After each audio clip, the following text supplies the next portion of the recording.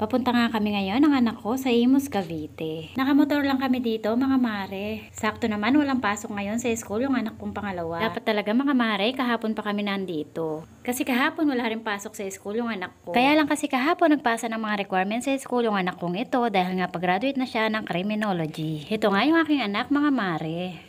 Nandito na nga pala kami mga mare sa Magical Moments Wellness Center. Sa pangalan pa lang mga mare ng kanilang FB page at saka ng kanila center, siguro naman alam nyo na kung anong meron dito mga mare. Probinsyang-probinsya ang dating ng lugar na ito mga mare. At kung pupunta ka dito mga mare, mapapansin mo na tagong lugar ito. Hindi ko na nga na-videohan paikot ng lugar na ito mga mare. Ang hirap naman kasi mga mare kapag pang mahirap lang ang ginagamit na pang video na phone.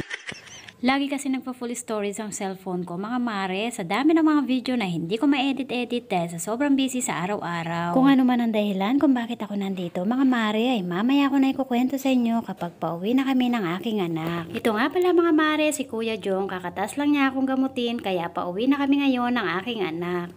Bago nga kami dumiretso pauwi ng aking anak, ay niyaya ko muna siyang kumain sa mga inasal kasi nalipasan na talaga ako ng gutom. Pagkatapos nga namin kumain sa mga inasal mga mare, naghahanap yung anak ko ng bench dahil bibili raw siya ng pabango niya. Nandito nga pala kami mga mare sa may SM Robinson, Dasmariñas, Cavite. Sa totoo lang mga mare, first time ko sa mall na ito. Ang laki na talaga ng pinagbago ng mga mall, hindi na kagaya ng dati na hindi pa tayo nagkaroon ng pandemic. Kasi ngayon mga mare, halos konti na lang talaga mga tao sa mall. Lalo na mga mare, simula nung pandemic ay nauso na ang mga online selling. Napakamura nga naman ang mga bilihin sa mga online selling mga mare. Biruin mo nga naman mga mare, kadalasan ay may free shipping fee pa siya. Dahil ako man ay umaasa sa mga online selling dahil nga bihira lang ako makapunta sa mga ganitong mall. Napaka-busy naman kasi sa araw-araw mga mare, kaya kahit para sa atin sarili ay wala na tayong time para mag-enjoy. Pero okay lang yan mga mare dahil lahat ng ginagawa natin ay para sa mga anak, kaya masaya na rin tayo. Siya nga pala mga mare, ikukwento ko na sa inyo kung ano nga bang dahilan ng pagpunta namin sa Imus, Cavite kay Kuya Jong. Kung natatandaan nyo mga mare, ilang beses ko na rin na-vlog dito about sa aking upper back pain na 4 na taon ko na ngayon na tinitiis yung pananakit. Hanggang batok na kasi yung pananakit niya mga mare, kaya talagang sobrang sakit sa araw-araw na pagtitiis ko. Yung pakiramdam ng sakit na hinihila ang ugat. Biruin mo mga mare, araw-araw ay pilit tayong lumalaban sa buhay na may nararamdaman sa ating katawan kaya sobrang hirap.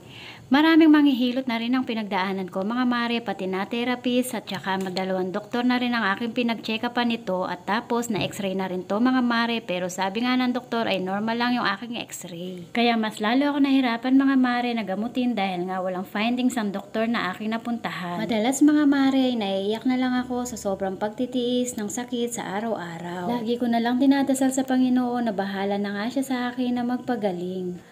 Malaki na rin kasi ang nagastos ko dito mga mare sa pagpapagamot, kaya pinatigil ko na yung therapy ko nung huli. Biruin nyo mga mare, yung huling therapy ko per hour ay 700 kaya sobrang bigat sa bulsa. Kaya sana ang Magical Moments Wellness Center na nga na si Kuya Jong ang sagot sa aking kagalingan. At kung katulad ko kayo na may nararamdaman sa inyong katawan ay pwede nyo rin bisitahin ang FB page ni Kuya Jong. Mag-message lang kayo sa kanya ay sigurado naman na magre-reply po siya. Thank you for watching!